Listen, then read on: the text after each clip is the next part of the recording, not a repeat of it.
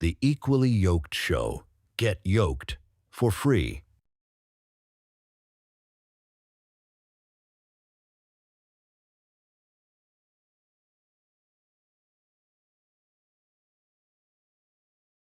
Count it all joy. Charles is back online.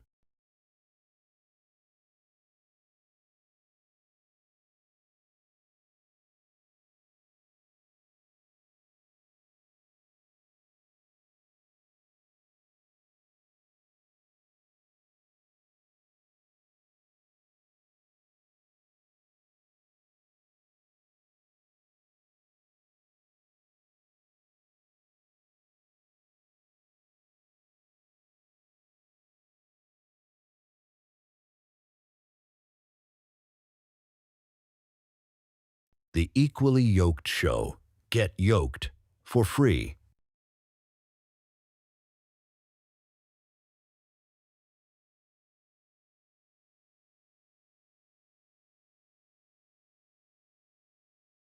Count it all joy. To cover, we've got to get right into it. So if you guys are just joining this show for the first time, welcome to the Equally Yoked Show. We are going over some of the things that Ilhan says are absolutely reprehensible. We know that to be true. Of course, we're talking about Greenland, the acquiring of Greenland by the use of tariffs.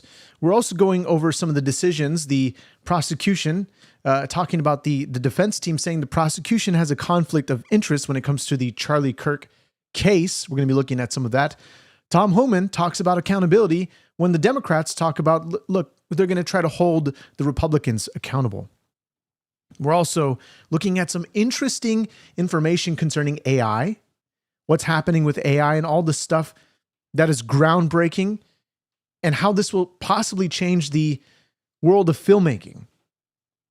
Next, we're also going to be looking at an incredible story about one of these hockey players who dropped dead on the course, and he was brought back to life. But he talks about his testimony of what happened what did he see when he died. We're also looking at some of this footage from Sean Hannity, his interview, going after a Democrat. And then at last, we're going to look at a few other things from Trump's Truth Social. So let's jump right into the show as we get started with this first news piece. The acquiring of the land of Greenland is going to be maybe a little bit complicated, but it seems like Trump has already figured this out. His Truth Social, before we play this video clip of Stephen Miller, this is his Truth Social saying, we have subsidized Denmark and all of the countries of the European Union and others for many years by not charging them tariffs or any forms of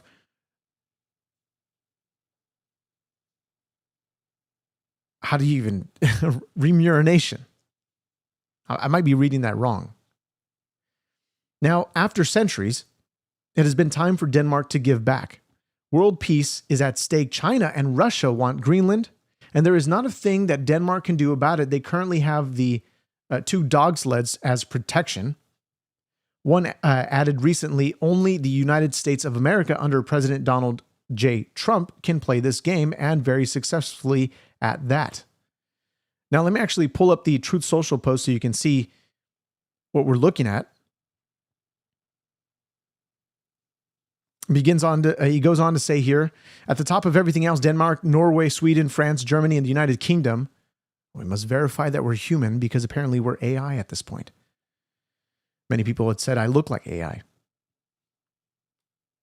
So here we go. It says, this is very dangerous situation for the safety, security, and the survival of our planet. These countries who are playing a very dangerous game have put the level of risk at play that is not tenable or sustainable. Therefore, it is imperative that in order to protect global peace and security, strong measures be taken so that this potentially perilous situation end quickly and without question. Starting on February 1st, 2026, all of the above-mentioned countries, Denmark, Norway, Sweden, France, Germany, the United Kingdom, the Netherlands, and Finland, will be charged a 10% tariff on any goods, any and all goods sent to the United States of America on June 1st, 2026, the tariffs will be increased to 25%. This tariff will be due and payable until such time as a deal has reached for the complete and total purchase of Greenland. So when we're talking about the boots on the ground that people have been warning about, that, oh, Trump wants to take this by military force, here's how he wants to acquire it. He wants to acquire it by tariffs. Was this in the cards that we, to see concerning this? The United States has been trying to do this transaction for over 150 years. Many presidents have tried, and for good reason, but Denmark has always refused. Now, because of the Golden Dome and modern-day weapon systems, both the offensive and defensive, the need to acquire is especially important. Hundreds of billions of dollars are currently being spent on security programs having to do with the dome, including the possible protection of Canada. And this very brilliant and highly complex system can only work at its maximum potential and efficiency because of angles, meets, and bounds. If this land is included in it, the United States of America is immediately open to negotiation with Denmark or any of these countries that have put so much at risk despite all that we have done for them, including maximum protection over so many decades. So this is Stephen Miller talking about this matter, the acquiring of Greenland, and how this will benefit the United States of America. So let's play this clip here. Essential for America's national security. The new domain of international competition is going to be polar competition.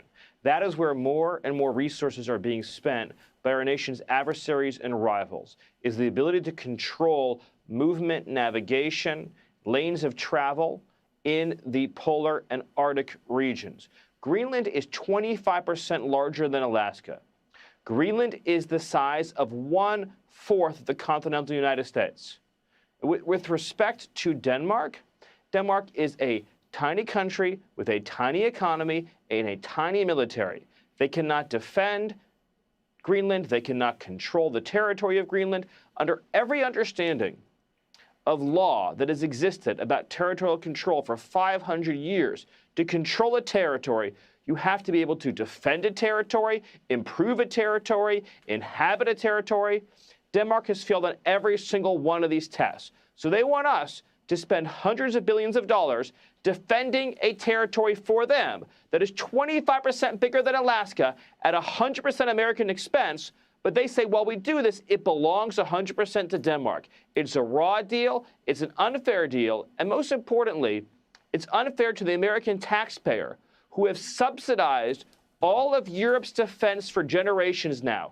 American dollars, American treasure, American blood, American ingenuity is what keeps Europe safe and the free world safe. And now, what's interesting is that this sounds very similar to the usage of the language that he's using here, Stephen Miller, when he's talking about this purchase of Greenland. When we're looking back at NATO, when he basically said, look, you need to pony up because we're spending so much money, putting so much money into NATO. You guys need to pony up the rest, and got the other countries to up their dollar when it comes to the spending in NATO. He made it a fair game. When we're talking about even the medications, he made it a fair game. Same deal here. There needs to be fairness on the world stage, and that's what Trump is doing. But he's only proving his dominance when it comes to this. When it comes to the purchasing of Greenland. So this is what we're looking at when it comes to Greenland. And I put up a poll here. And the majority so far are saying no, the purchase of Greenland, that the U.S. actually shouldn't purchase Greenland. Despite the natural resources that we could acquire from Greenland, and the fact that even the citizens of Greenland are actually calling for this, that they're in favor of this. Donald Trump's insisting that we be respected, Sean. Well, I heard the meeting with Secretary of State Rubio. Does that mean they're open to having that discussion and I think making the right decision partnering with us? Well, there were positive early talks. We don't want to get ahead of the process, but President Trump has been clear in saying that he wants the United States to control Greenland. That is the American position. And now, going back to somebody saying this, Trump needs to help Americans. Who cares about Greenland? Look, the acquiring of Greenland will bring more wealth back into America. Of course, bring wealth to the people of Greenland, but ultimately the acquiring of natural resources, because of China holding the majority of these basic natural resources in order to create and manufacture certain goods. America wants to be also, America should be a more than a brain economy, but a body economy when it comes to manufacturing. We need to get back into manufacturing so that we can make strong American goods that will prosper our nation. I mean, just going back to the basics when it comes to economics. We need these natural resources. And there's all these bans and people in power that will prevent the usage of mining, minerals, and certain natural resources on United States ground, the environmentalists. And what's interesting also is that Trump is going to go to the world stage at the World Economic Forum tomorrow, I believe tomorrow or Monday. But we'll be looking at an article in a moment here, and then Gavin Newsom is going to try to pony up and sort of bring the balance here. But he's going to make himself look like a fool. I can guarantee that. I mean, what is he going to do at Davos? Is he speaking at Davos? I doubt it. Is he attending Davos just to, what is he attempting to do? If he actually ends up going, I don't know. So we're going to be looking at that in a moment. But if you're just joining in the podcast, please let me know your thoughts concerning the purchase of Greenland. Also, let me know your thoughts concerning what we cover on in this show. We're going to be looking at what the defense team and sort of the prosecution's comments regarding this on the Charlie Kirk case. And so while you guys get your votes in, so far we've got 220 votes. Continue to vote. I want to know your thoughts concerning Greenland. When it comes to security, when it comes to the other nations that are trying to acquire this, such as the same nations that were trying to work with Venezuela to deter the United States of America, to make it weaker. All these moves are important when it comes to the world stage. And this is something that we haven't seen in a president in a very long time who's really standing out there, making it all bold. A bold statement with any move that he makes concerning immigration, concerning the power that he holds by using tariffs. Here we go. Members of the Utah County Attorney's Office are both litigating as representatives of the state in a prosecution and essentially defending their own propriety of proceeding in this prosecution is problematic. I just think, And by the way, somebody said Russians can't afford it right now. Wake up. Who says Russia would want to buy it out? You see what they're doing to Ukraine, the amount of resources that they're putting into Ukraine in order to conquer Ukraine. They don't have to do it by money, by is it ruble? Is that the Russian dollar, the ruble, I think it is? They don't have to purchase it. So there's that. this is ambush and another stalling tactic to delay these proceedings. Tyler Robinson's defense looking to disqualify the prosecution team from the case in what prosecutors are calling an ambush tactic.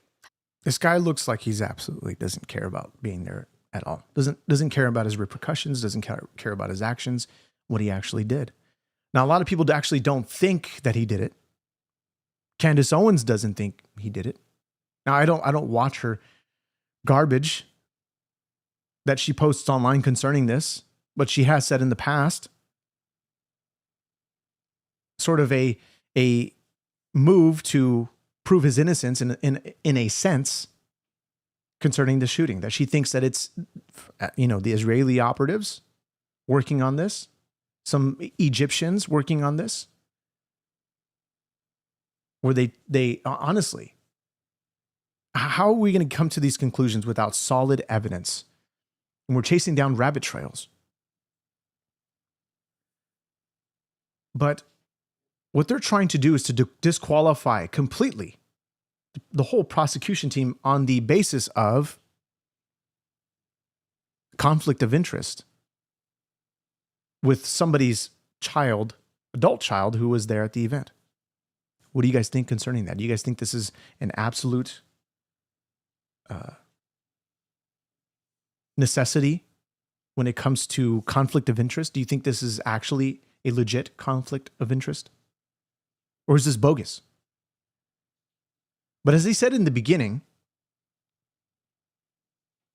that this is sort of deterring the whole thing here. And John Yoo is going to talk about this in a moment, that they basically have no chance at winning, the defense team. This as the alleged Charlie Kirk assassin appeared emotionless in court. Joining us now to react is former Deputy Assistant Attorney General John Yoo. Good morning, John. Good morning.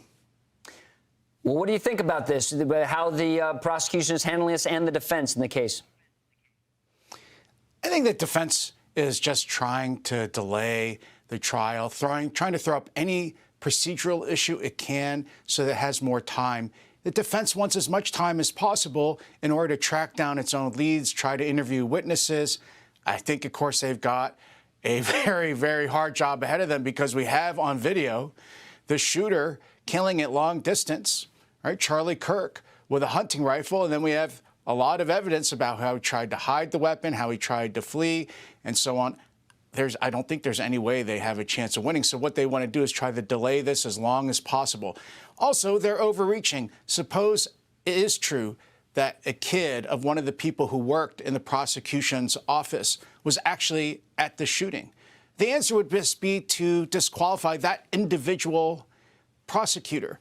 What the defense wants to do is disqualify the entire office, making it really difficult for anyone to prosecute Tyler Robinson.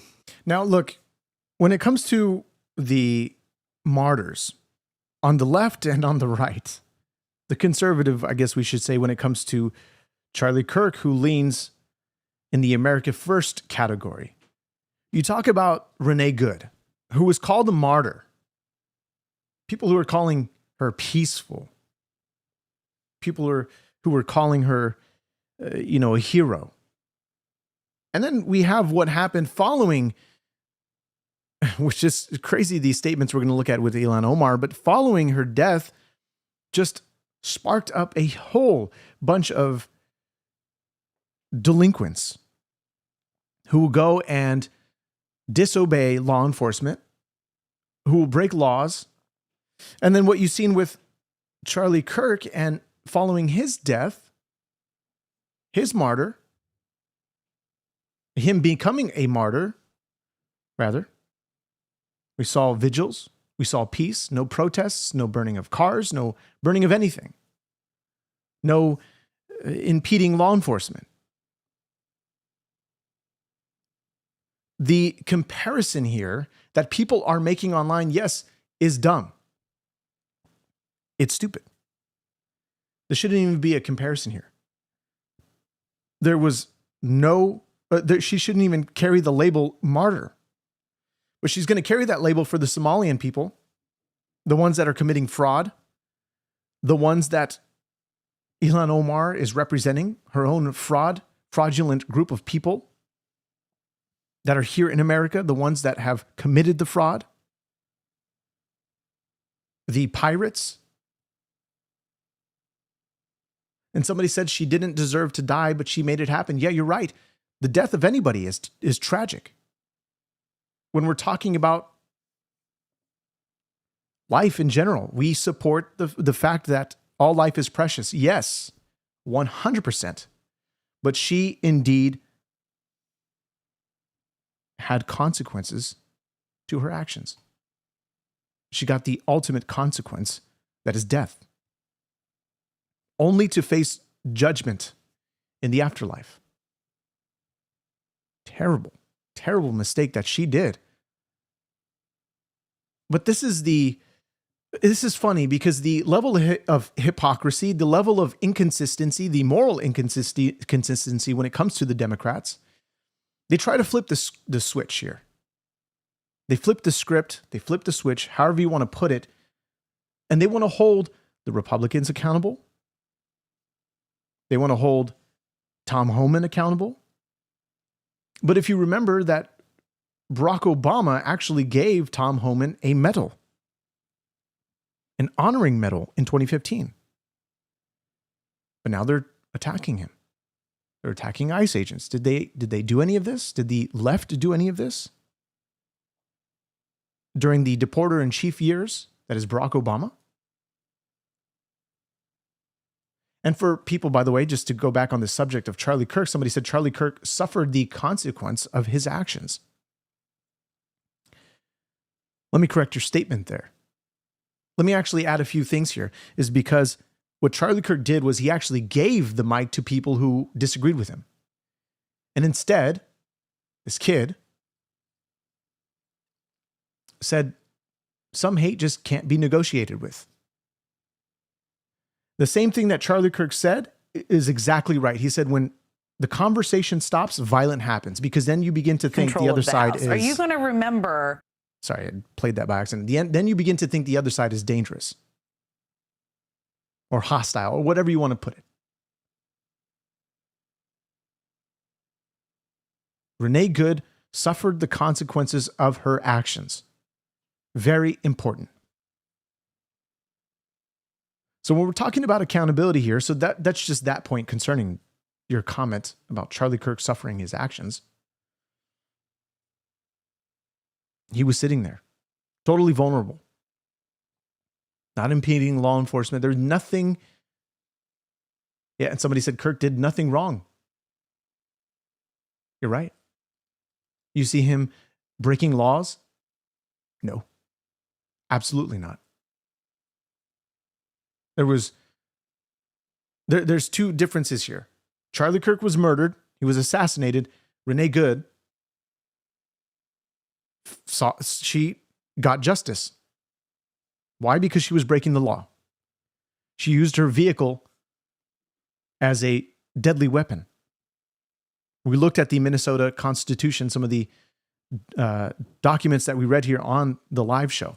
Let's go to this clip here talking about accountability.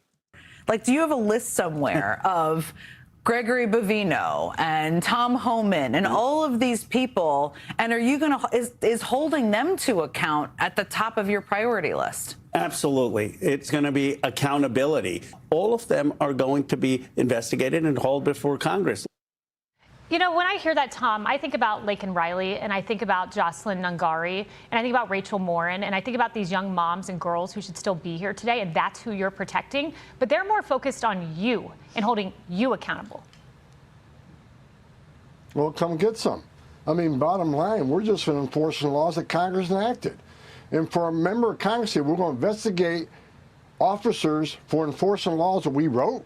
That's just ridiculous. So look, bottom line is, we're going to keep doing what we're doing. We got the law behind us. And, and the bottom line is we're making this country safe again. President Trump promised the American people we're going to enforce the immigration law. And that's probably one of the main reasons they reelected him, by overwhelming majority. So bottom line is President Trump kept his promise. We got the most secure border in the history of the nation. We are running the biggest deportation operation this country's ever seen. And despite what the left says, about 70% of those we arrest are criminals. The other 30% are national security threats that don't have criminal histories. And there are people with final orders who had due process at great taxpayer expense or order removed became fugitives. And yes, we're arresting illegal aliens when we're out there looking for criminals. You want less collateral arrest? Then let us in the damn jail. Try and Waltz could fix us today. Let us into jail so you can arrest a public safety threat and the safety and security of a jail rather than forcing us into the street to find these bad guys. And look, just to prove to you the point here of the inconsistency of Democrats, where one can't even answer the very basic questions concerning the illegal immigration that happened under the term of Joe Biden, the floodgates that were opened. And so this is Sean Hannity, who was questioning the congressman, Sri Thanadar, Here we go. This is like, he can't answer a simple question. Can't answer a simple question. And here it is. That's not what you said. Sir, you voted against the bill that mandated the deportation of illegals convicted of sex crimes. Do you regret that vote now? No, I don't regret that vote. Look, no bill is perfect, and many times. What if it was your wife, your sister? This is the best way to deflect on the question. No bill is perfect. No bill is perfect. That's his answer. Okay, he's going to continue pressing him. He did a good job in this interview, by the way. Your daughter that was raped. That's a sex crime. You want that? By the way, how is he smiling through this all? Let me get back to this video clip. How is he smiling through this all? Is this the plastic surgery getting to him? Whatever that is, why he looks like that, I have no idea. But he's just smiling like he doesn't care.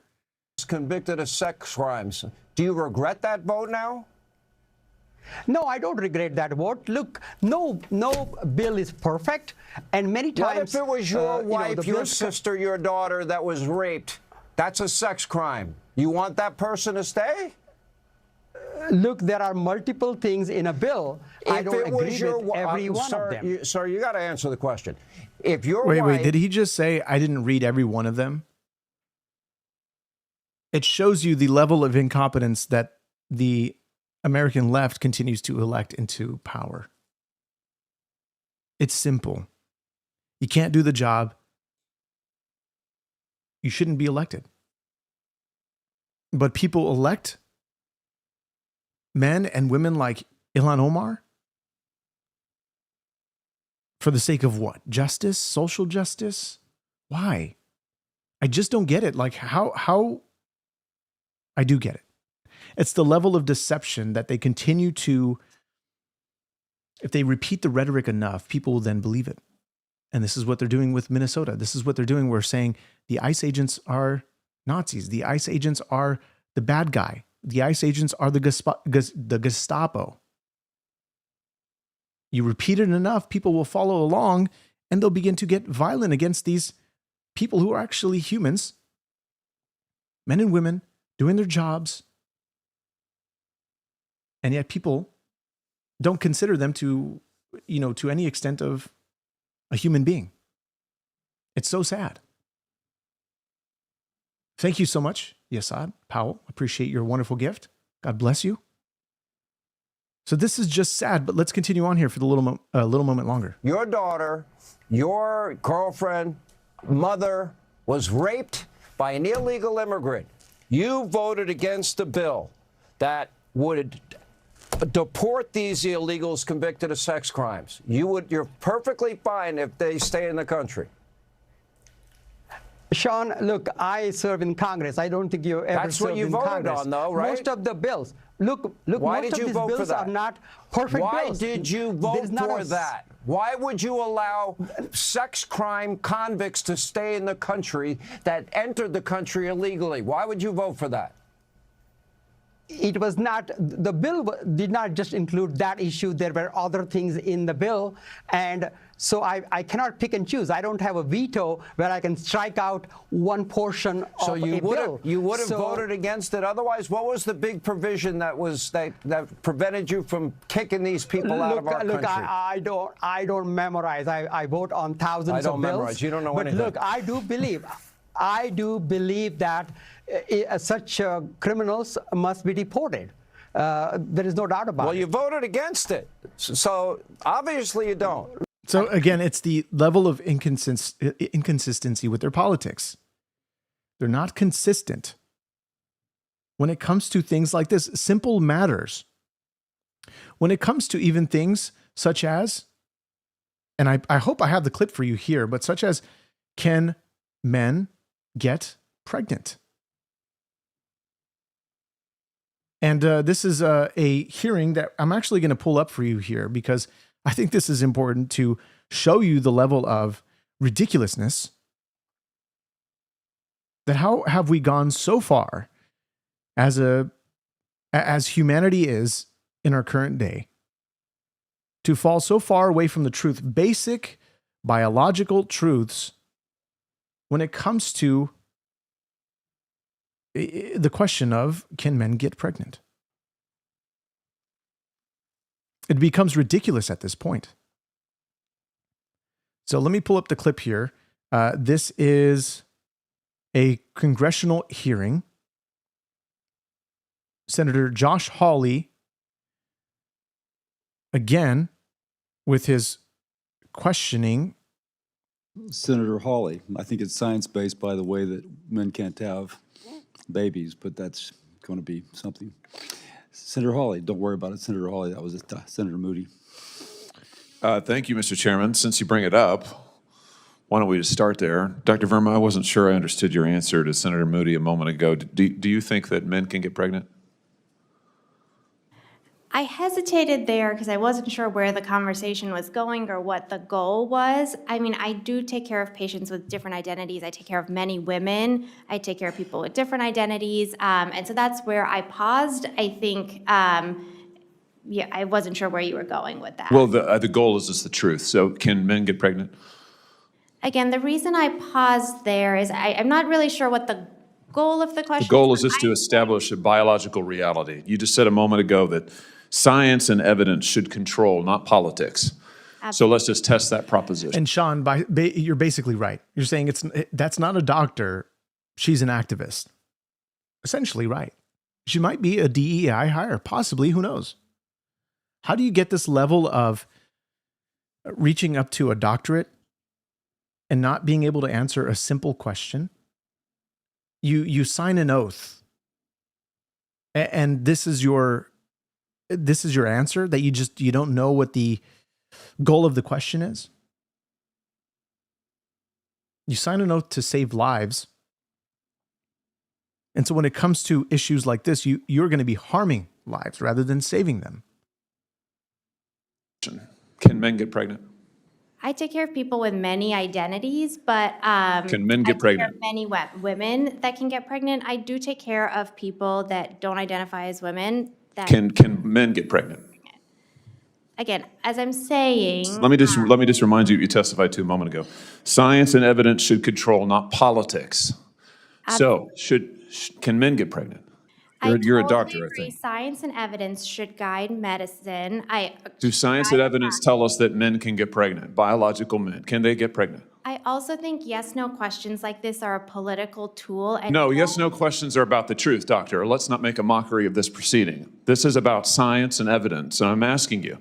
You know, the United States Supreme Court just heard arguments yesterday at great length on this question. This is not a hypothetical question. This is not theoretical. It affects real people in their real lives. And you're here as an expert, called by the other side as an expert. And you've been telling us that you follow, right, you're a doctor. Now, for somebody saying, look, we have other things to care about. Look, there's a lot of weightier matters concerning other things with Minnesota, with fraud, with everything that is happening in California. However, this still is at the forefront. Because when you let things like this slide, they continue on and they get worse. Because then you get people, doctors especially, who believe that men can get pregnant. It becomes just this game that they continue to play, when it's a simple yes or no question. Now let's break away from the politics for the matter, because we're going to talk a little bit about some things concerning Scripture, concerning AI, concerning possibly the lead up of the mark of the beast. Now, this is not the mark of the beast. This is not prophecy foretold. Let me just preface this, video before I play it. But this is an AI video generation tool that may really, start to shape the media world when it comes to Hollywood. There's so much AI advancement, and I believe the metrics are that AI advances every 6 months, if I'm not mistaken. I think that's the metric there. But check out this clip. This is fascinating. Yeah, what we showed at CES during the AMD keynote is sort of the signs of things to come. So at Luma, we are building AI for creative work. And we believe that this is one of the biggest opportunities in AI because, currently, we have systems that have gotten so good at text-based things like coding and producing copy, ChatGPT, these kinds of things. The next frontier is going to be in visual storytelling. It's going to be in production of entertainment. It's going to be in learning and teaching and education. Now, this is fascinating because the amount of, and somebody, I saw a video online of somebody posting, they're recording a whole film crew with gaff, with camera equipment, with all these trucks that are lined up for, the trailers for the actors, wardrobe, all of this stuff. And they're saying, look, none of this is going to be here. At some point, AI is going to get so advanced that we are going to see whole films being generated simply by AI. They can write up the script. They can utilize actors, because a lot of these actors, what they do is they actually sign their likeness, the usability of their likeness with certain movie contracts where they can essentially just get paid to use their face, to get paid to use their likeness and everything. They can scan their face. They can get a real high quality, detailed image of whatever actor they want to portray on screen and just generate whatever they want this actor to say. And of course, they're going to have probably, more special access to these types of tools. But when it comes to such a thing as the mark of the beast, the prelude to that is the establishment of an image. We've seen this in the Old Testament with Nebuchadnezzar establishing the golden statue, this golden image where they were caused to worship it. The people were caused to worship it. And if they did not worship it, they were to be killed. The same thing will happen in the book of Revelation, the prophecy that is foretold to John that mentions that they establish this image, they give breath to this image, meaning they give life to this image, and it begins to look realistic and talks and speaks, and that they should give power that anybody who does not worship the image of the beast, they will be killed. And then after that is immediately instituted is the mark of the beast. So I just found this very fascinating that we're getting to such a point in time in our world today that AI is this advanced. Remember the slop of Will Smith eating spaghetti. This is generated video. And it's getting, more advanced each couple of months that goes by. So here, let's continue on, because on the topic of God, here's an interesting story. Okay, this hockey player dies, and he talks about his near-death experience, or rather his, this, what do you call it? I forget the word here. The phrase. Let me know in the chat. It's slipping my mind. Here we go. This is the clip here. Billy Garoffa's heart stopped, and doctors say he was legally dead for 16 minutes. What he experienced next changed his faith forever. Billy Garoffa joins me now. Billy, you said you prayed with the guys on the ice that day, something you hadn't done before because you had sort of a sense of foreboding. What happened when you died? Your heart stopped for 16 minutes. Yeah, I was on the ice. I don't really remember much, but I do know that my heart went into VFib and I just collapsed on the ice. But to me, I never felt like I died because I was standing in the light. I was standing with God, and I felt more alive than I ever had before. And when I say that felt more real than this right now, it did. And you said that there was a bubble, and you kind of saw what was happening off in the distance. Now, by the way, let me just preface this before I continue on with the rest of the video. This is not, none of this is scripture, okay? Don't take this as hard doctrine. This was an experience that he had himself, okay? Now, whether God gave him this experience, hard to tell. I think this is miraculous. Came back to life. He was basically dead. 16 minutes, his heart had stopped.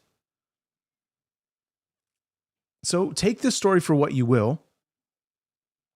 And I just find it fascinating. So I just wanted to show you guys this clip. But you very clearly saw God and the Holy Spirit, two parts of the Trinity. Tell me about that.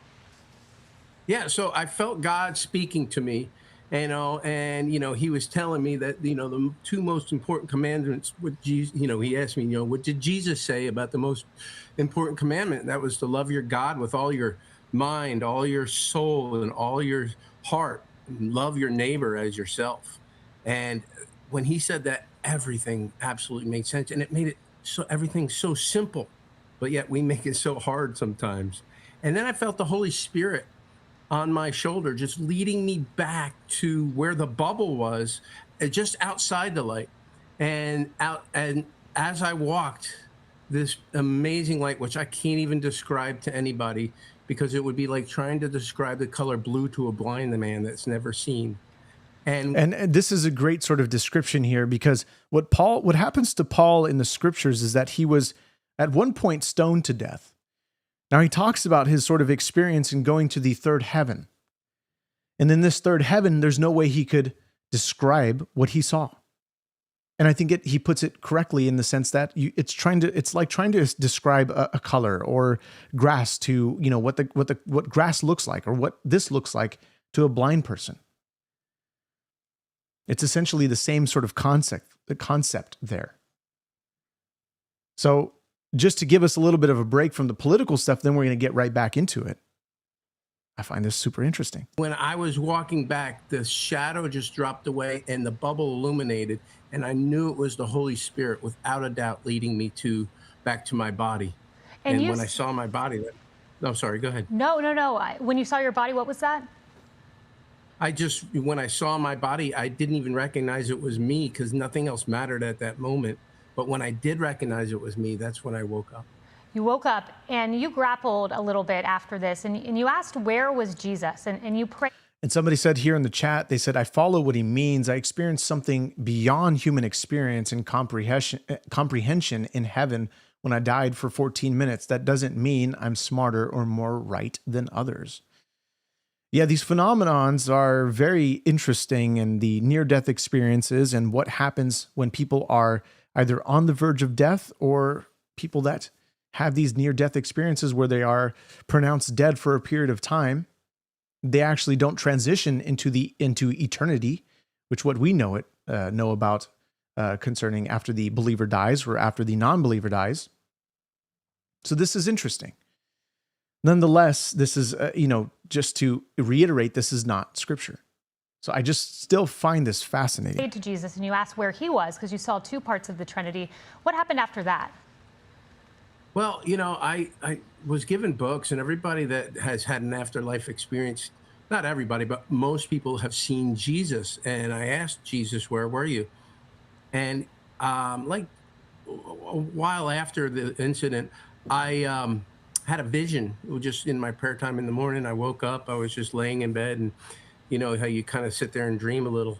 And God really brought me back to that moment. And when I was sitting there, looking at the bubble, I could see through the bubble, and I saw Jesus in the bubble, standing and kneeling around my body, and just really guiding all the absolute people doing all the right things to bring me back to life. The people that were doing the AED on me, the people that were doing the CPR on me, he was there. And, he came through that bubble. So what you make of that, again, take it with a grain of salt. You want to look at sort of the experiences that, Jesus talked about when it comes to the rich man, Lazarus, and the poor man, Lazarus, and some of the things that we see in scripture. Go back to the scripture. Always go back to the scripture and look at what the Bible says concerning heaven, concerning hell. So let's go to this clip here, because we can really begin to see what Ilhan Omar thinks concerning. Now, we might go there. I'm not sure yet. Pull up the screen for you just, for a moment. But let's see here. Let me see. There's a couple of things that I want to show you. And we're going to get to this Ilhan Omar clip, and then we'll go to some of the other things that we want to show you on this podcast today. Guys, if you're just joining in, subscribe to the podcast, like and share. Thank you for the moderators who are moderating the chat and keeping things in check. Of course, you want to be respectful in the chat. No crazy stuff. I've already seen crazy stuff, but however, we allow this sort of debate to go on concerning the things that we're covering here. And a lot of the stuff that we're covering, of course, is the purchase of Greenland, the stuff concerning Charlie Kirk, and now this, the what Ilhan Omar really thinks about the United States of America. And pay attention to her last statement here. Ilhan 30 Mil Omar. It's a great nickname. I join Representative Chayapal in thanking my colleagues for joining us today. Grateful to the state and local electeds who testified, to our incredible second panel who have spoken to the brutality that they have experienced. It is clear that our Republican colleagues are not here because they were comfortable in taking money from that would be allocated for food stamps. They were comfortable in taking money that would be allocated for housing. And they were certainly comfortable in taking money that would be allocated in addressing health care. Which all of these, we talk about some of the information that is coming out of Minnesota, just the level of fraud. And she's saying, look, they're taking our money away. That's essentially what she's saying here. It's ridiculous. It's absolutely ridiculous. And by the way, you're saying I'm one of your earliest supporters. You're not a supporter. I'm being honest here. You hate the things that I share. I mean, you've been here for a while. I guess supporter, I don't even know if you're subscribed. Maybe you are, maybe you aren't. I don't know. Of course, still glad to have you here. Still glad you're alive. But here, Ilhan Omar, the level of hypocrisy that she's beginning to say word by word, line by line, here she goes. Here she goes. Let's let her cook a little bit longer. To try to fund what is now providing the resources for the occupation that we are experiencing here in Minnesota. What occupation? Is this Gaza? Are we all of a sudden now Gaza? Or are we Israel? What does she mean by occupation here? Who's occupying this land? American people? We're occupying her Somalian land? Weird. Let's let her cook a little bit more. $175 billion that could have been provided to her pocket for so many of our vulnerable communities, now being utilized to create detention cells for Americans by ICE and Border Patrol. And she's going to flip the script here. She's going to start doing all the rhetoric, all that language, the same thing that Tim Walz, the same thing that the mayor's doing. She's going to play the same cards. They're attacking the Americans when this is all about what is the main goal of ICE here? Immigration, customs, and enforcement. What are they trying to enforce here? The law. Concerning who? Americans? It's now beginning to involve Americans. Why? Because they begin to impede law enforcement, breaking the law. Tom Homan isn't having it. The DHS, Kristi Noem isn't having it. And they're beginning to crack down on agitators who are conducting this nonsense. They are not doing things peacefully as they should be. So what messaging that she's playing here? It's so funny because we're talking about the victimization of these agitators where they're going on with their bullhorns, their whistles, their whatever, you name it. And as soon as they get sprayed or as soon as they start to get handcuffed or whatever, they start to grab somebody and they begin to say they're the victim. What are they doing in the first place?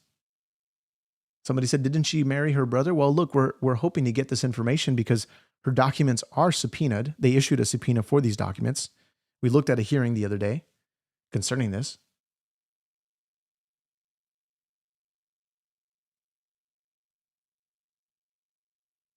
Somebody said here, Jay, go Texas. It says, I knew there was going to be a fight when Trump was elected. Of course. Let them be mad and throw their tantrums. It's still the law and the right thing to do. They're mad that Trump's enforcing the law, that they can't get away with fraud anymore. That's why she's mad. This is essentially it. So to those that are against ICE, do you care if the law is being enforced? An honest question. By shooting an American citizen, a mother, in the face, not once, but twice, but 3 times. By dragging a pregnant U.S. citizen on the floor for everyone to watch.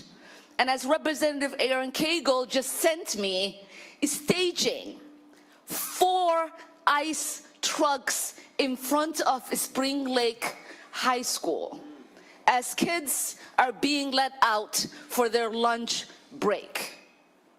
So they're not, who are they attacking here? Because she keeps bringing in the American people, they're attacking American people.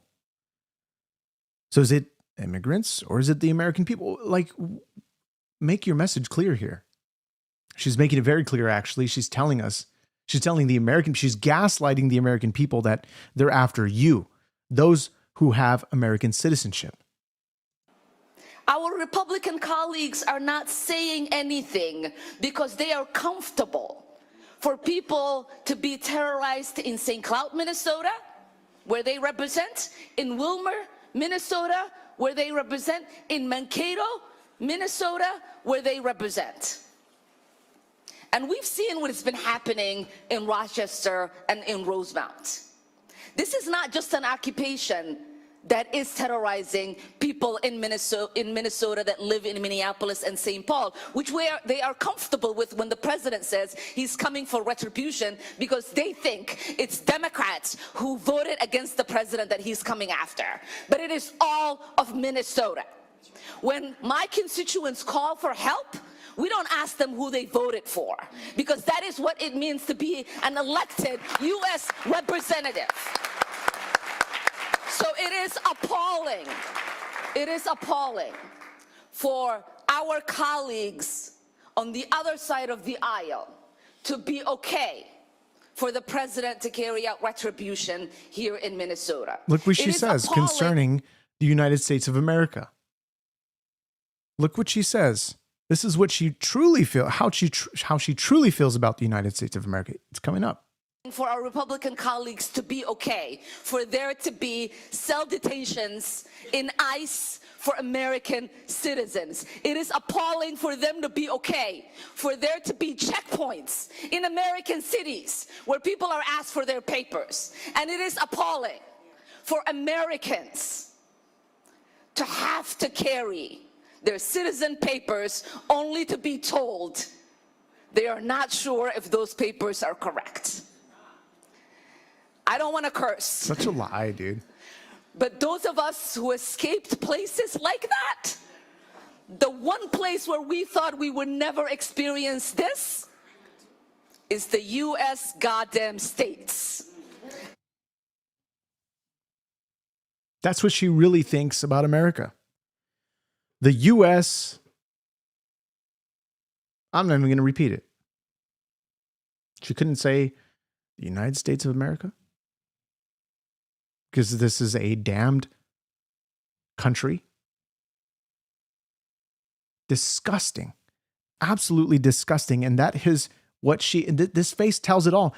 I love it when she gets angry like this. Why? Because she begins to truly say what she says concerning what's actually in her heart.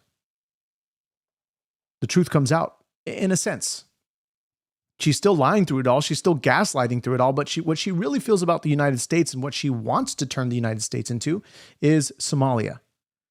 That's what she cares about. She cares about total rule, where she's got all these minions who are repeating the same rhetoric that if you begin to talk bad about her, talk bad about Somalis, talk bad about anybody that is on the left, She calls you all the names: a racist, a bigot, Islamophobic, xenophobic. She goes on and on and on. And who repeats that same chant? You repeat it enough, you begin to convince the people that this is what they are. This is Ilhan Omar. This is what she is. And when she goes on talking about these peaceful protests, peaceful, really? Well, what about this? This is Jake Lang, who was attacked at Minneapolis City Hall today. People were striking him, striking his head with their fists, with the flagpole. No law enforcement present at all. And this is what she's saying is peaceful? This is not peaceful. This is just gaslighting.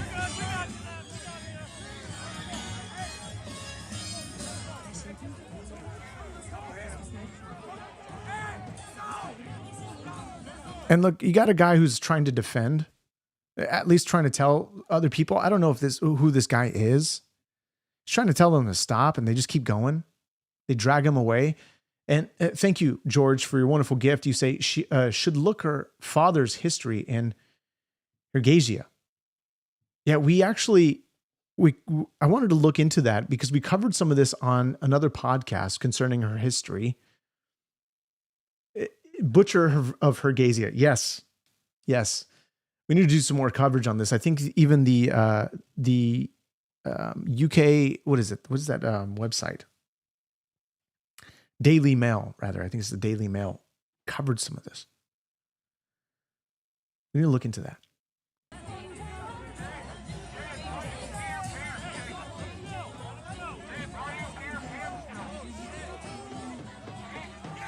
And somebody said, how does this matter?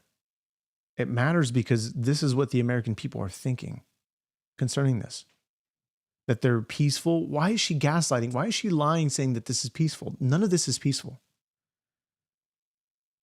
I would show you some of the images, some of the video of him getting struck, but look, YouTube might just take it down. I don't know.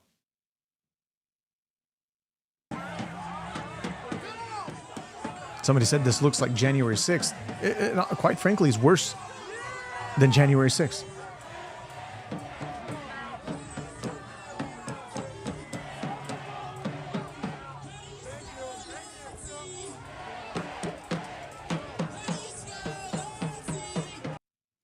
Calling the ICE Nazis. Crazy. But this is what we're seeing. And this is what she's calling peaceful. Mind you, peaceful. And so what we're looking at and the level of intimidation. And so this is where she actually calls these protests peaceful. Let's go to this clip. They thought that, they could intimidate Minnesotans, that we would react with riots, burn down our city, and that he would have the license to invoke the Insurrection Act, mobilize the military against U.S. citizens. And we have shown up with compassion, with care, with real resilience, with understanding of our constitutional rights and, what the rights and the wrongs are. And we've shown the country what real resistance looks like. And he knows that ICE is losing ground in popularity in the unlawful actions that they are carrying out. And the American people are on our side because no one has signed up for American citizens to be brutalized in the way Minnesotans have been. They thought. So again, the messaging is sort of changing here. Getting this idea of fraud out of the media only to say it's about the Americans. The peacefulness of this, of all of this. Is it really peaceful? No, absolutely not. We're seeing what's happening on the grounds of Minnesota. Now, this is interesting. We're looking at Caroline Leavitt, who's caught on audio saying this to CBS News. Hear the audio here. Went right at Ellen. Hey. Make sure you guys don't cut the tape. Okay, if you're not hearing, she says, make sure you guys don't cut the tape. Make sure you air this in full. Okay. Yeah, we're doing it. Yeah. You said if it's not out in full, we'll sue your ass off. Oh, great. Okay. So if it's not in full, we'll sue your rear off. Okay, and look at this post here. The White House is now openly trying to bully the media into compliance. The White House. Okay, we're going to just broadly say the White House as if this is Trump saying this. Caroline Leavitt definitely has a big responsibility as the White House press secretary. But the fact that they're saying she's bullying the media into compliance, what did the media do to Donald Trump during January 6th? They cut his speech.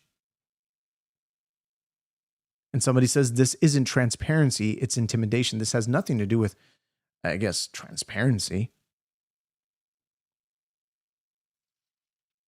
So what's so wrong about airing this in full? If they've been known to cut up interviews like this, this makes no sense. Why be bad about this? We love context. We love the full interviews where nothing is held back, where all the juice comes out. But the media, legacy media, doesn't like it. And so when it comes to all these people, I don't know if this is even true for those that are from Canada that watch this podcast. Is this true? It says, breaking massive amounts of Albertans formed a huge line to sign a petition to secede from Canada and potentially becoming the 51st state after gaining independence. Alberta is the most conservative Canadian province, and an election could be held soon for secession. Just goes on and on. What do you guys think about this? We're talking about Alberta. We're talking about Greenland. We're talking about Venezuela.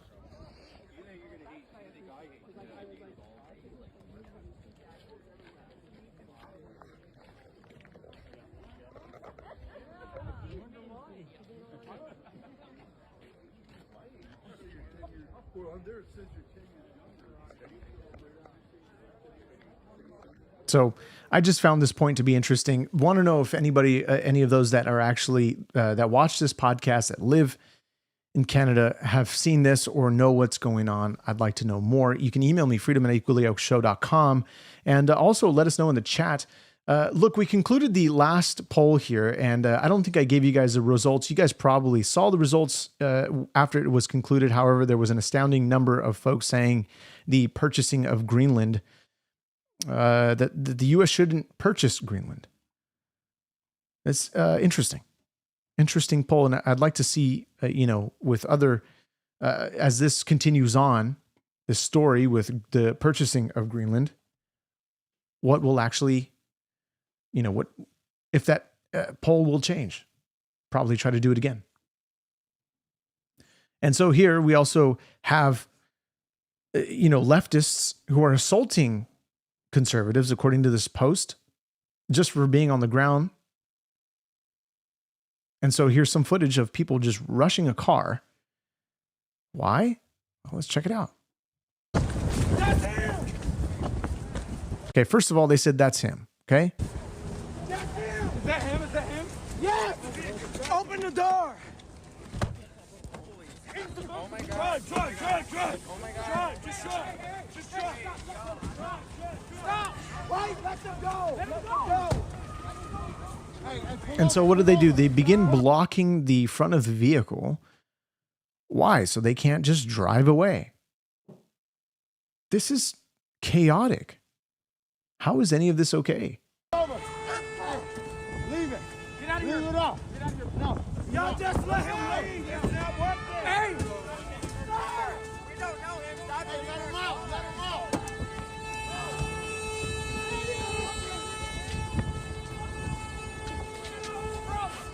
We got his back! This is just crazy. And somebody said on the chat, Donald Trump has been looking really sleepy lately. concerning the level of insanity that he's dealing with when it comes to Minnesota, when it comes to the world stage. Look, he's still on his feet, kicking strong. As opposed to Joe Biden, who would disappear for a number of weeks, and then he pops up somewhere eating ice cream, never really spoke to the press, completely absent. But the amnesia that the left seems to have concerning their leader that was running the country, that made America a laughingstock, just crazy. We're going to look at some of this stuff at another time, but what do we make of everything that we showed you here concerning Minnesota, concerning the meeting at Davos? We're also going to check this post here. Let me look for it in a moment, for the moment here, as we, let's see. You know what? I actually think I removed, let me see here. Where is it? Oh, here we go. Okay, so here's some interesting news, okay? Concerning Donald Trump's Truth Social, what he posted here. Boy, one sec. We got this verification here. Okay, so Truth Social, he says, these horrible radical left people doing everything possible to destroy our country should pay a big price for this. It was a setup from the beginning. New York courts, with many fair and wonderful judges, are embarrassed by what has happened. We cannot let this pass. Michael Cohen says he was coerced by Letitia James and Alvin Bragg to turn on Trump. Now, here's the New York Post explaining this, saying ex-legal fixer Michael Cohen on Friday accused New York Attorney General Letitia James and Manhattan District Attorney Alvin Bragg of forcing him to testify against his former client Donald Trump as part of their civil fraud and hush money cases against the now sitting president. I felt compelled and coerced to deliver what they were seeking. Cohen wrote in a Substack post saying Letitia James and Alvin Bragg may not share the same office or political calendar, but they share the same playbook.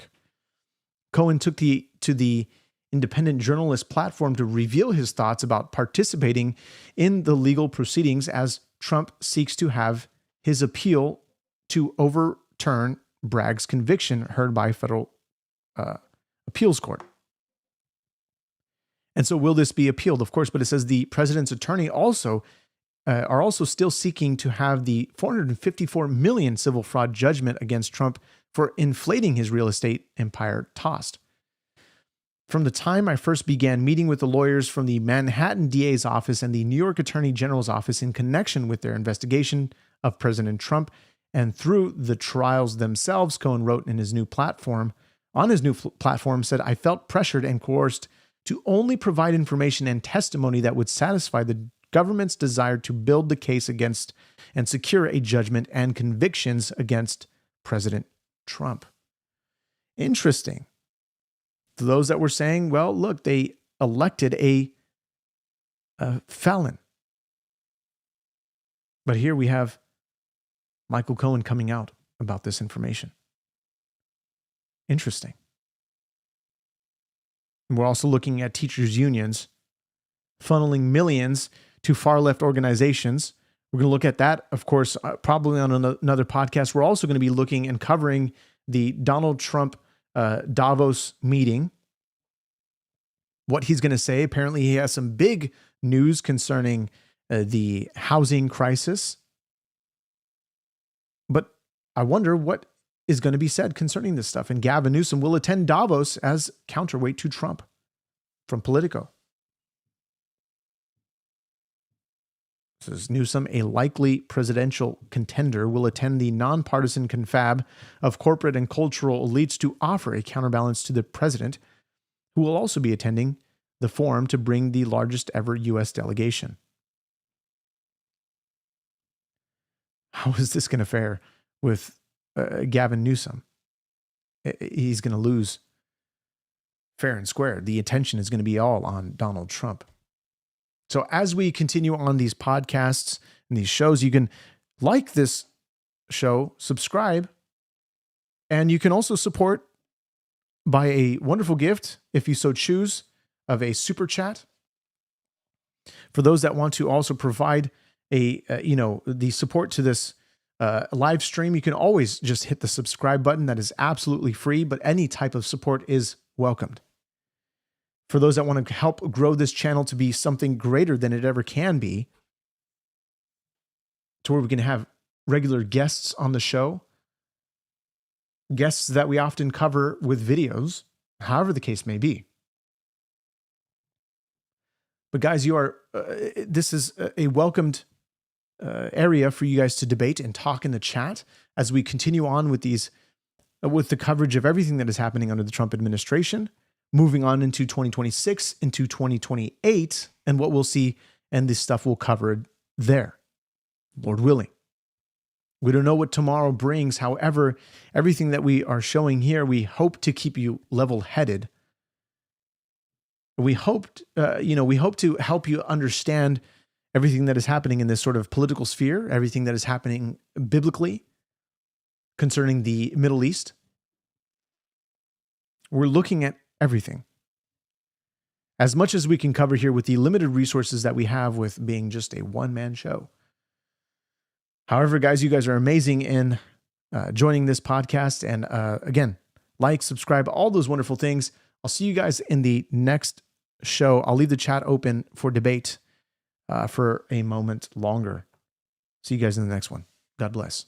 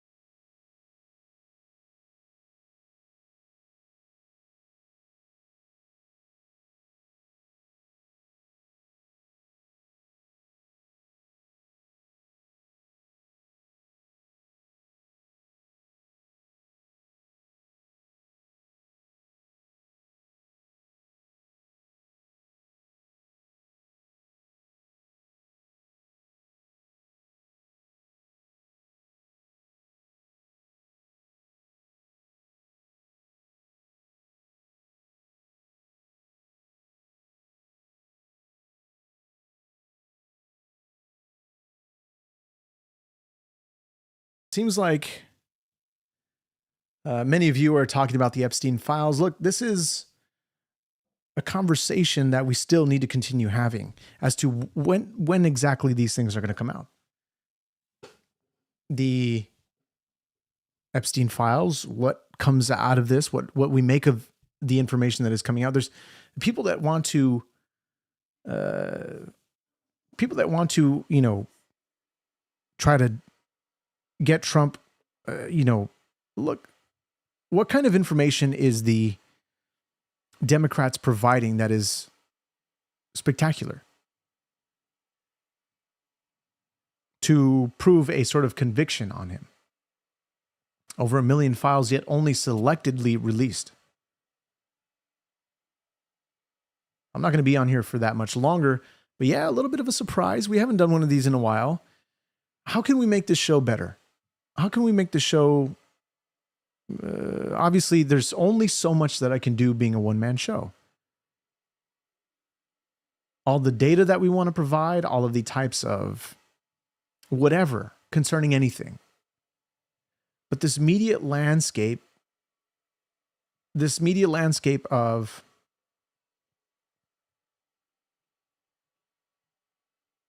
everything concerning Minnesota, everything concerning, I don't know, Trump. Like, we're looking at a huge political divide within our nation. And it's just getting ridiculous.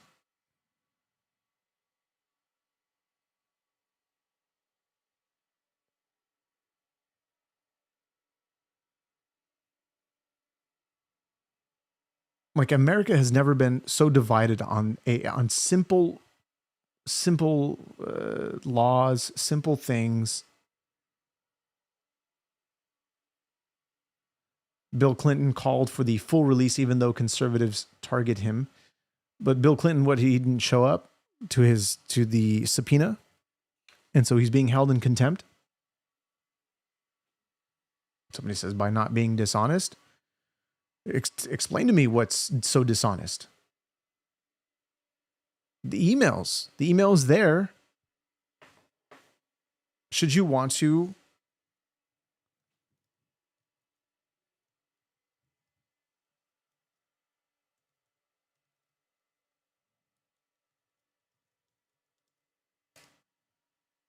There we go.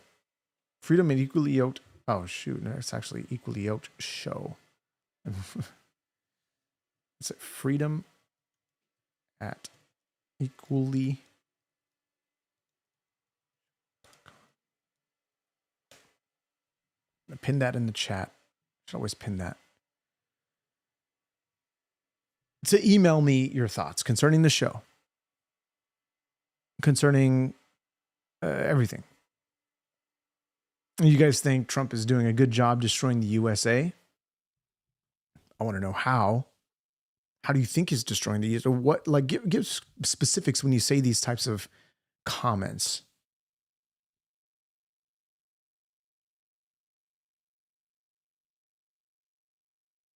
Somebody said the division is being stoked by outsiders who want to see us fight. I also agree with that too.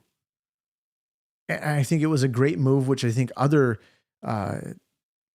companies should also follow suit when it comes to telling us where channels are based out of.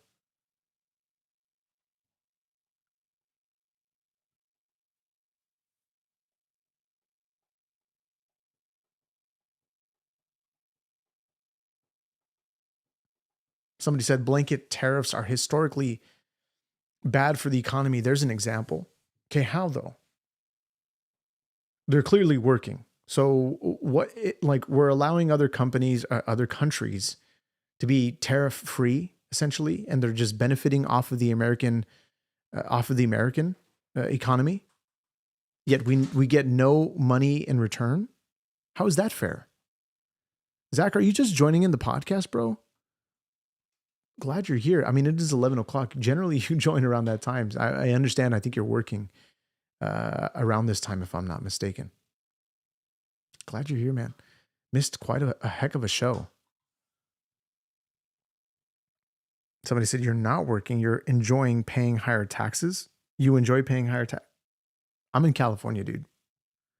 We have such a corrupt governor that, I mean, literally, you got gas. Thanks, honey. You got gas that is at an all-time high still in California, or it's, what am I trying to say here? You got gas that is high in California, $4, over $4 a gallon, and every other state is what, hitting $2? This is ridiculous. You say tariffs don't help your case. What exactly is it with regards to tariffs? Look, tariffs are to put money back into the American economy to strengthen America, to not let freeloaders live off of of America. We have all of these strict tariffs when it comes to the huge deal that Trump did with UK to allow American, goods to be purchased. And look, this is a tactic. They're keeping the tariffs, relatively, they start at 10%, which I believe is standard, if I'm not mistaken.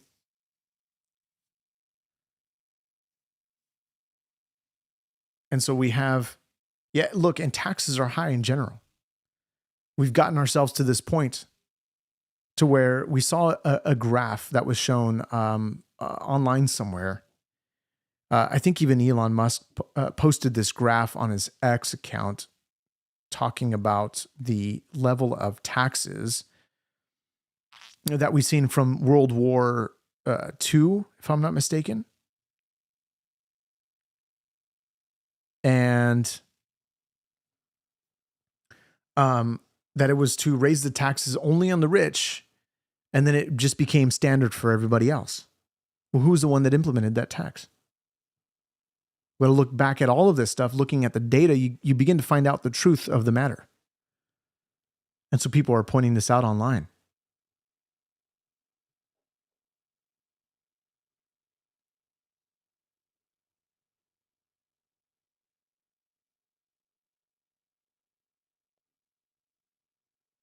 So let me see if I can find this.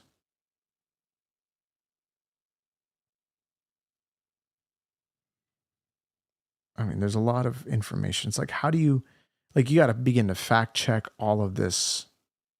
And how can you do it, effectively? Somebody said Ilhan Omar saying the Constitution is on our side. Hold on. It's funny that these clips show up on my feed. Trump. Well, actually, I'm sorry. They don't show up on my feed. This is actually from her account. The president, in all of the 3 times he's been on the ballot. And he is very angry about that. That is why he has promised to attack us, to send his goons to our cities to terrorize us, and now go after our leaders that are protecting the rights of residents in Minnesota. I know that Minnesotans are strong. We are resilient. We know that the Constitution is on our side, and the lawful actions and the intimidation that is coming from this lawless administration is not going to stop us from knowing that we have the Constitution on our side. We have. It's not on your side, dude. It's just not. Somebody said the email is coming up as invalid.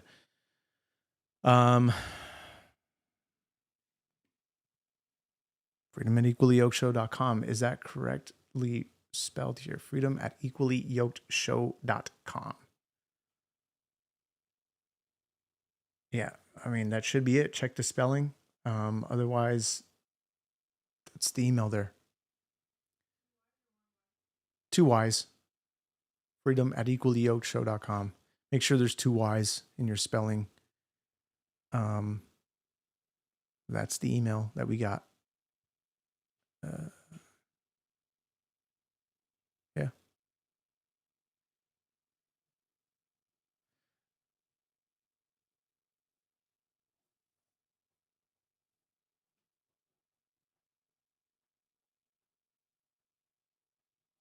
But you also mentioned Trump you didn't cover when Trump violated the Constitution. You never cover when Trump violated the Constitution. Yet this is challenged by Supreme Court judges, the left Supreme Court judges, the Democrat, the Clinton Supreme Court judges, the Barack Obama appointed judge, not Supreme Court, the judges from these states.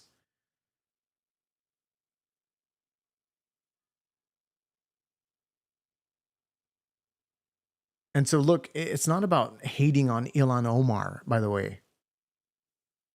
It's about the things that she says that gets people harmed, injured, killed.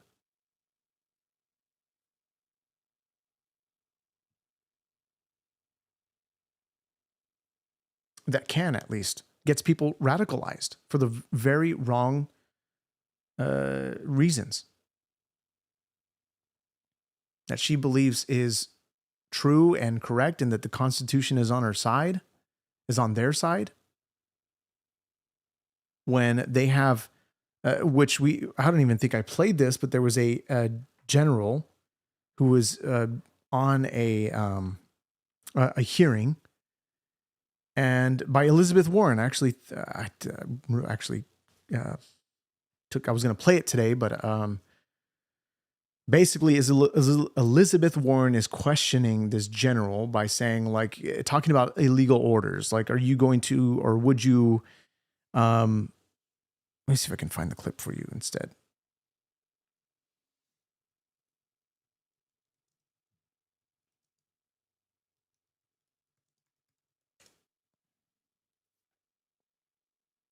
So she asks generals about illegal orders. This is the clip here. Let me show you.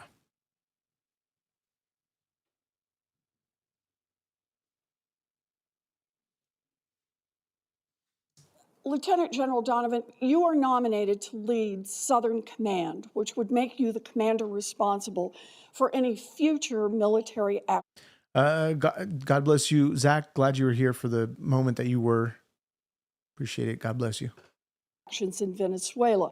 You won't make policy decisions, but service members will count on you to ensure that they are not asked to engage in military operations that are not legal. Now, according to press reports, your predecessor had serious concerns about illegal orders. That was not the case with these strikes. General Donovan, is it sedition for someone in the military to question whether an order is legal? Senator, in my 37 years of experience, received many orders over time, and when I ever have faced a situation where I need to seek clarity, I ask our headquarters to clarify the task.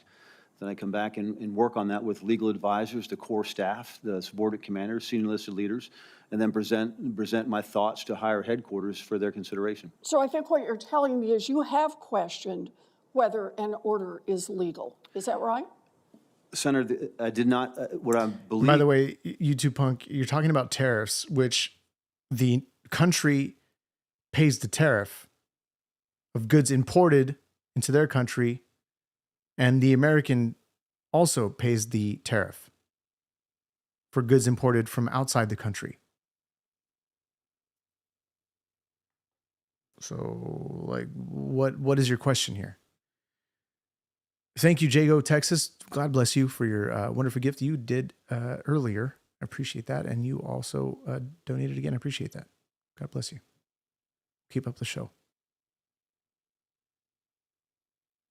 You're saying other countries or Americans? It's both. We get tariffed, they get tariffed. So what are you trying to, what's the deal here?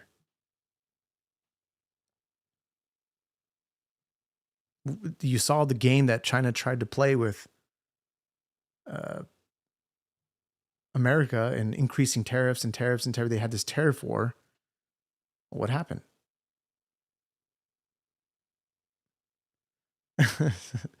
XP, you say, or XQ, you say, no one has actually been able to come up with any illegal orders. Why? Because there are none.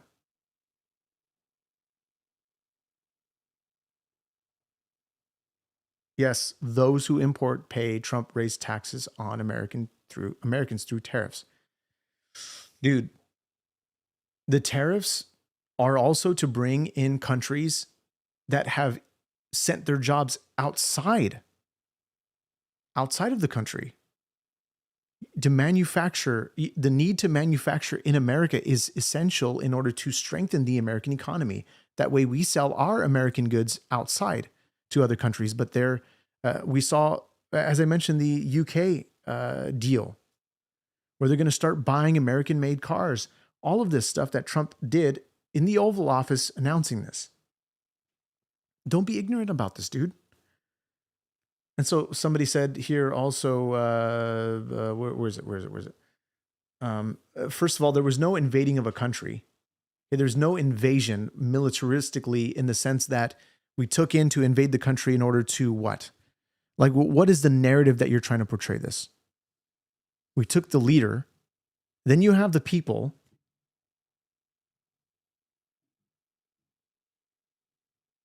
You have the people of Venezuela who are praising Donald Trump. There was no mass killing of citizens. We saw them take out their military. They conducted this operation very clean. Probably could have been done cleaner. But they took a small little window. And you're talking about stealing their oil. What is the oil there? What is the oil going to be used for? As Trump mentioned, to use that oil to sell to the nations because they're a hotbed for oil, but to sell to make money for the Venezuelans to get them paid. The Venezuelans who came to this country, who were let into this country, those who were gang members, who took over a complex and killed people, took that complex hostage. Do you guys not remember that? Do you want that happening in America? The drugs, the safety? Sure, everybody's saying, well, it's not even the drugs, not about the drugs. That's what people are saying. It's not about the drugs. There's a bigger picture to all of this.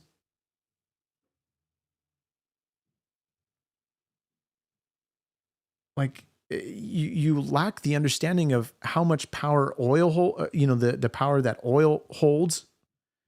Like, we always talk about Iran. We always talk about, Saudi Arabia. We always talk about the Middle Eastern countries that hold, or, even Russia, that at one point was supplying, I think, 80% of oil to the world. I think it was Russia. We saw the whole, what was that pipeline? All of that weird stuff going on. So, yes, we don't want drugs coming into the country. We want the Venezuelans who came here, who were seeking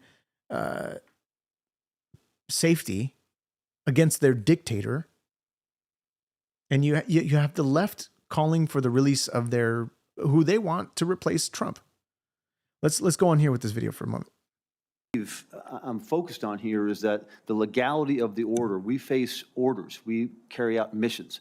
And so in that planning process, we look at all aspects of each mission, each task, each order to ensure that we're structuring the command, the force, the unit to achieve the objective. I appreciate that, General, but that's the question I'm trying to ask is it sedition for someone in the military to question whether an order is legal? And I thought I just heard you say.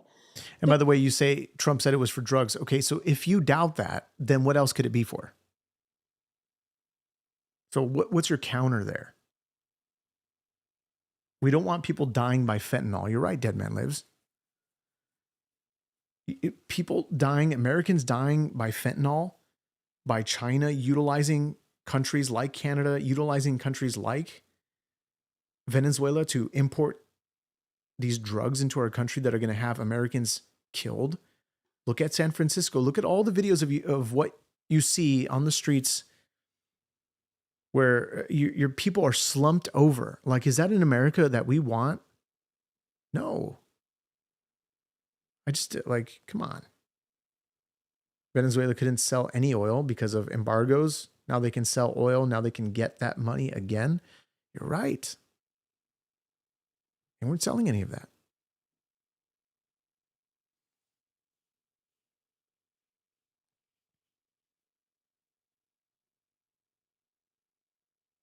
China, somebody said China is responsible for the fentanyl. They're getting us back for the opium wars. And we have also heard that somebody said, remember Reagan Liley? Yeah. She was covered on the media for what, like a day?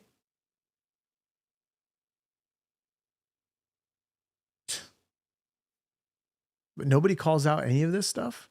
Like we're going to talk about Renee Good. What about the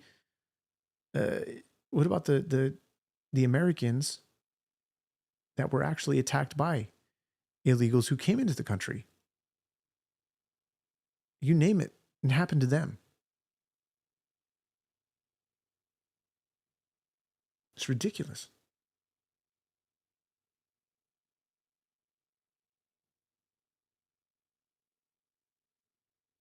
Oh, and we were also going to play the clip that I showed you earlier about Chuck Schumer.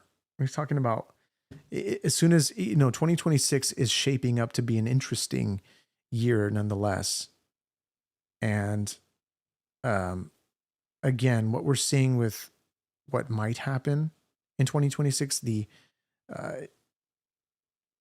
majorities that we might see in the House or the Senate or however this is going to play out. I guess I didn't have it saved. I thought I had it saved here. Anyway, basically it's Chuck Schumer saying like, we're going to undo some of these cuts that were made to HUD. And we're even going to increase these. We're going to increase it. They don't care about the American people. Do you not care? Do you not care about that? That your own leaders that you prop up and just don't care?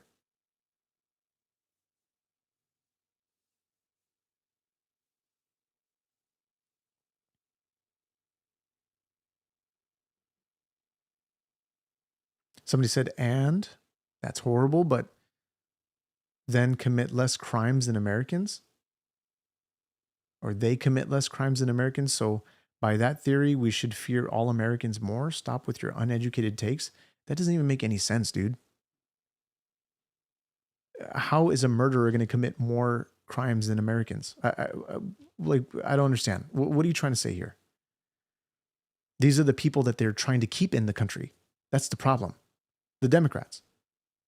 You saw it in the video clip I played of the Democrat representative. The bill that he voted on, Shri Thanadar, who's smiling through it all, saying, I didn't even read the whole bill. And what they're saying on that bill, again, is like, do we want these people still in the country? I don't understand. We have laws here.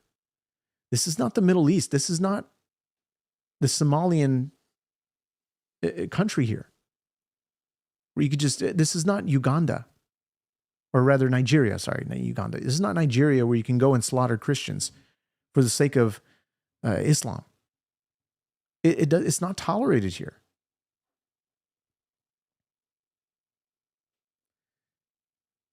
XQ, you say, please, someone who supports breaking the law, tell me why you support breaking the law for opposing those enforcing the law.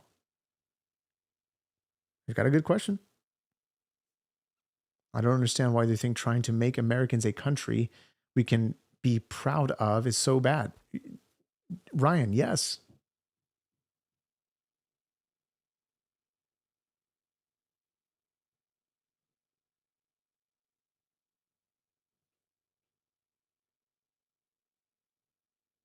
Somebody said, no, they aren't. We all want criminals gone. Your leaders don't. Stop lying. I'm also not a Dem, nor do I worship any politician like you, sick. Who said we worship Donald Trump here? Who said we worship any politician? We have our values. We have our moral values.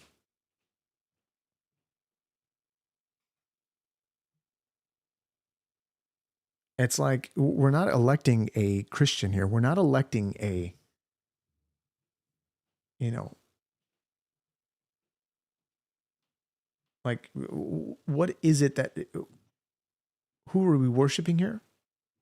The scriptures tell us to, of course, obey the laws.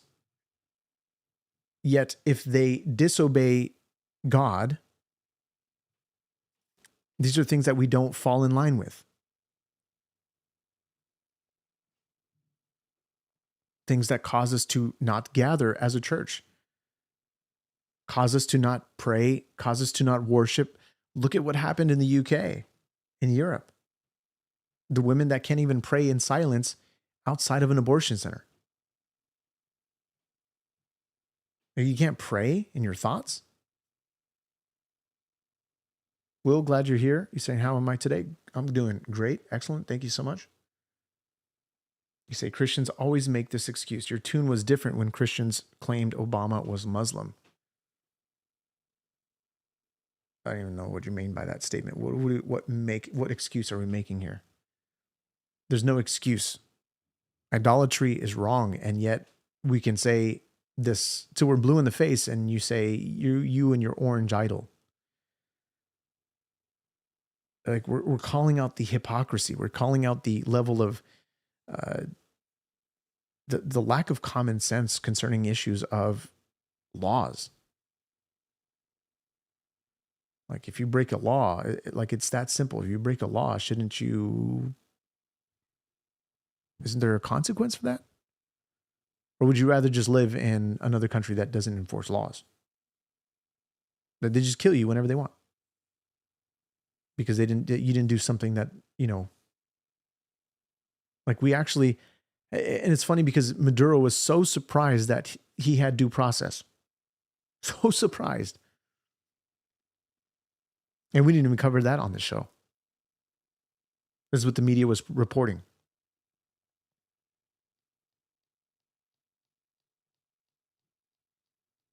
Christine, you say Obama is Muslim. He acts, he walks, he talks like a Muslim.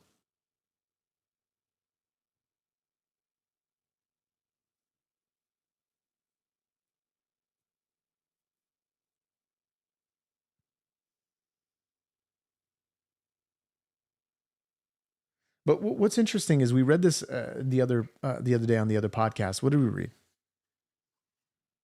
Article 4, Section 4 of the United States Constitution. What does it say?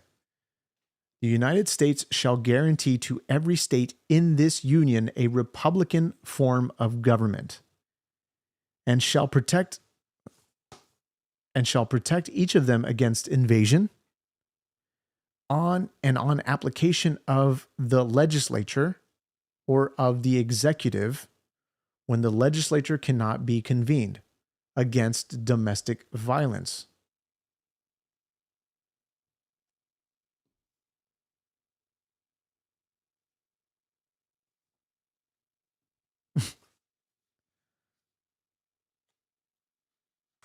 So, like, we got Benjamin Franklin, one of the signers of the Declaration, who's asked, what kind of government do we have here? What does he say in response? He says, a republic, if you can keep it. Democracy is nowhere to be found in the Constitution. Democracy is nowhere to be found in the Declaration. It's a republic.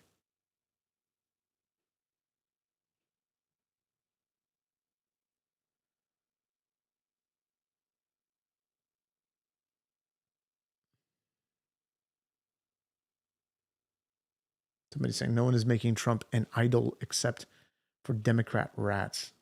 I'm sorry, demonic rats. Sorry. It's almost become some type of an idol. It's crazy.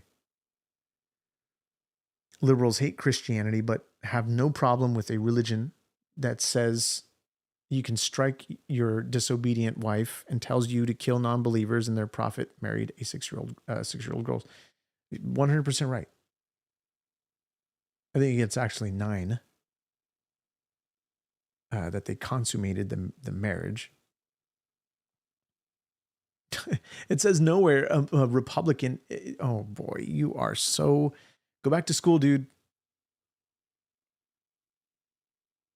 Go back to school.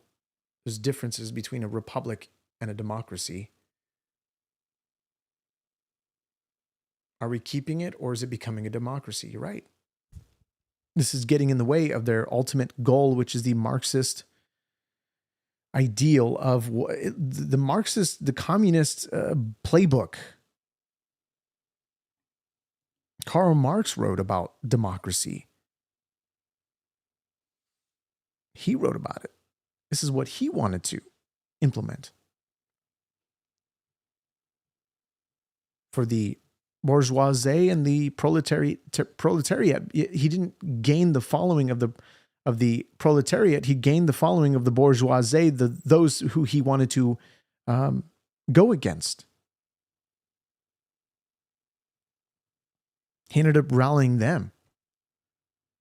It like completely just was, even his own mother saying, look, I wish he would stop living off of our money and rather get some of his own money. Like, how comedic.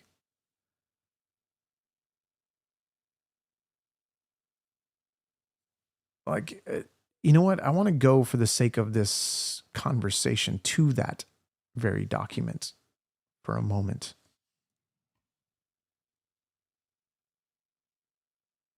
See if I can find it here.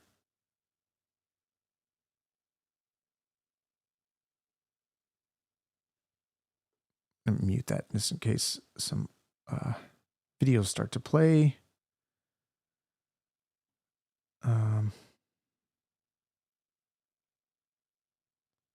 Where is this?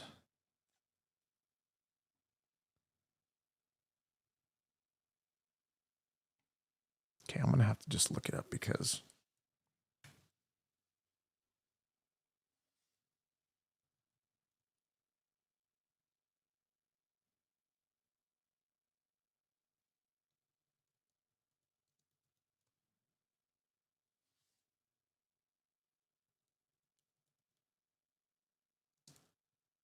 here we go.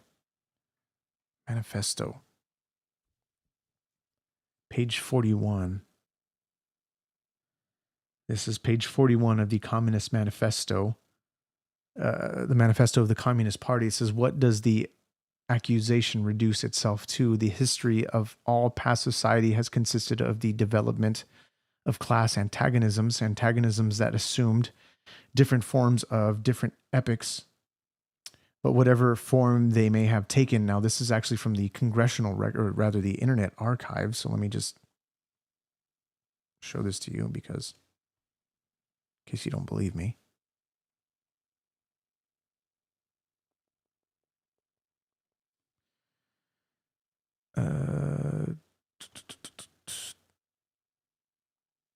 Let me just put it on this page so you can see the full screen of it.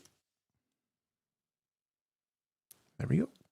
It's the Communist Manifesto.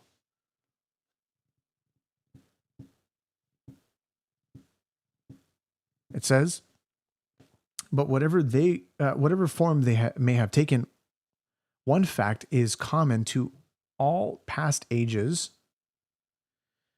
the exploitation of one part of society by another. No wonder, then, that the social consciousness of past ages, despite all the multiplicity and variety it displays, moves within certain common forms or general ideas which cannot completely vanish except with the total disappearance of class antagonism. Says the communist revolution is the most radical rupture with traditional property relations. No wonder that its development involves the most radical rupture with traditional ideas, such as the individualism, collectivism. But let us have done with the bourgeoisie objections to communism. We have seen above that the first step in the revolution is by the working class to raise the proletariat to the position of the ruling class, to win the battle of democracy. The proletariat will use its political supremacy to wrest by degrees all capital from the bourgeoisie, to centralize all instruments of production in the hands of the state. i.e. of the proletariat organized as the ruling class, and to increase the total of productive forces as rapidly as possible. And there you have it, the word democracy. That this is how you can then implement it to win the battle of democracy. The one who calls for democracy is Karl Marx. Not the Constitution, not the socialist, those liars in New York, in Virginia. Terrible.